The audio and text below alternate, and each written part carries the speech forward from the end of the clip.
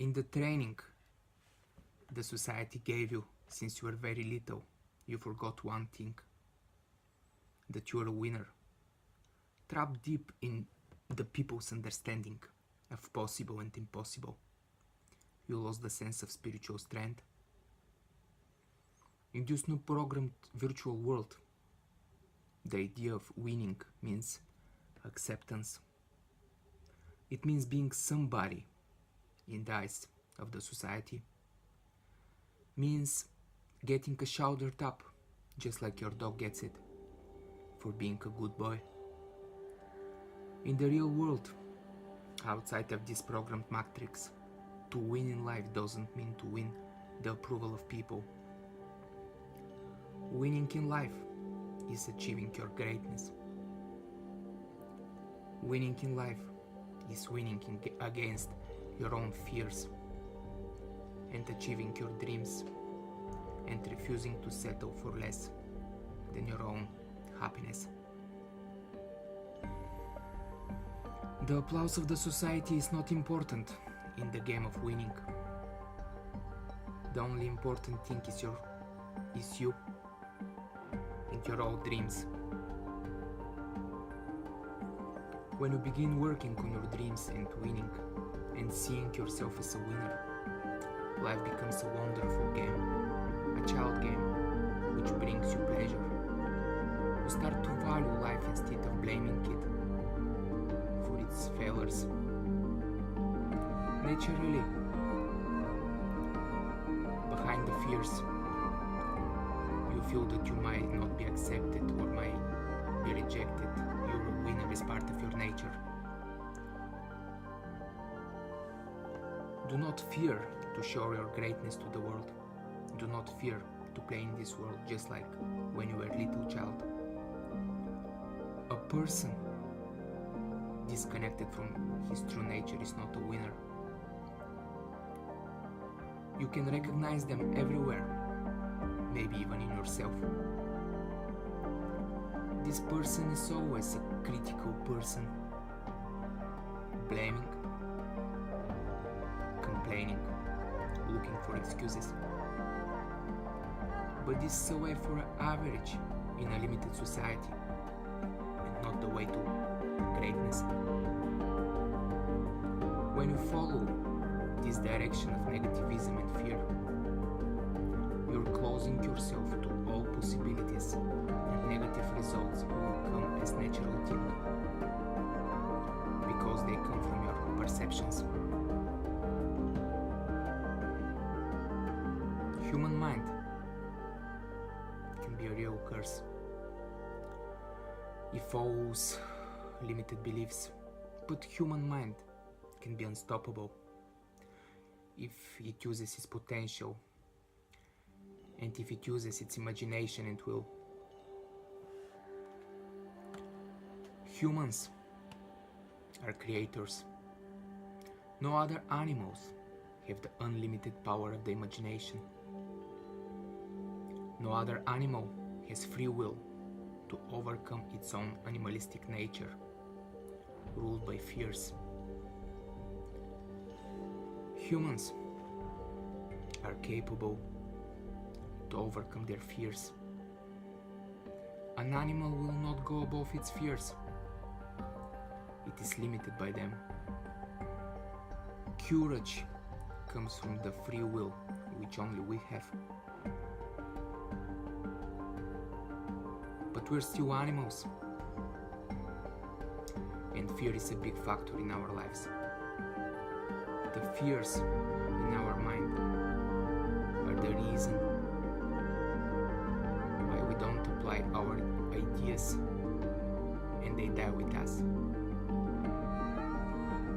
Do you know which is the place with the most successful ideas? It's the graveyard. So many people who took their creative ideas to the grave with them because of fears. So I say, stop listening to your scared mind. Drop the complaints and drop the excuses. Drop the need for acceptance. Drop the need for approval. Ignore the fear of rejection. Accept the possibility of temporary failure. Follow your guts and make the next step toward victory.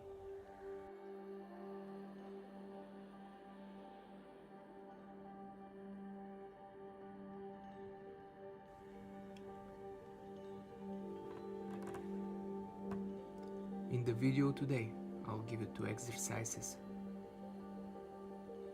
The first one is good for people that suffer from depression and anxiety. When in your stressful life, it's very hard sometimes to keep yourself calm. So,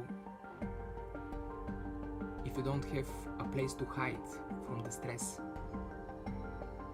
you can always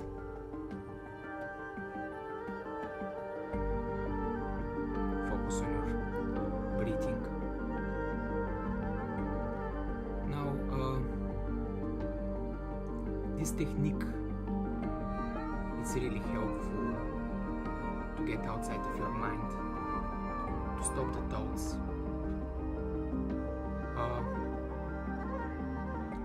For this exercise, you just have to breathe deeper than usually, but not too deep, just deeper than usually. You deep through your nose, you go down to your stomach, you keep it, you keep the air there, and the air goes back, and you exhale. Follow the air which comes with the inhalation, and then when you exhale, follow it, but don't think of it, just follow its way down to the belly and backward. This exercise, this particular exercise helped me. You can escape from the stress just by focusing on your breathing, and then the exercise is good because automatically stops your, if you do it correctly, automatically stops your overthinking mind, overactive mind, and you can get out of it. Usually our attention is not focused on the world around us like totally. It's focused on the perceptions we have about that world. For example, our attention is focused on our thoughts. So you can notice that if you focus your attention fully on your perceptions, on the 5 senses, your mind slows down and you don't think that much. So the second exercise is connected to this. For this exercise, look around you. I want you to look at 5 things. Name 5 things you can see.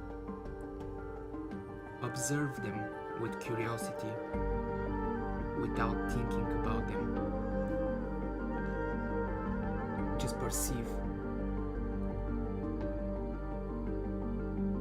Now, the next one is about 4 things you can touch. Touch 4 things, but do not name them in your mind, and simply pay attention on the way they feel. After that, focus on 3 things you can hear.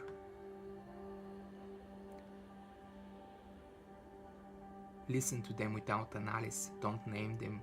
Don't care what they are. Just listen and perceive. Now the next sense is your nose. Smell 2 things. Focus again on the perception without thinking about it, without naming, without opinion. And the last one, taste one thing fully and go deep into the feeling about how it tastes. Go deep into the feeling of the perception of the food or the drink you just tasted. The two exercises are great for people with depression and anxiety, but also for everybody that has stressful life.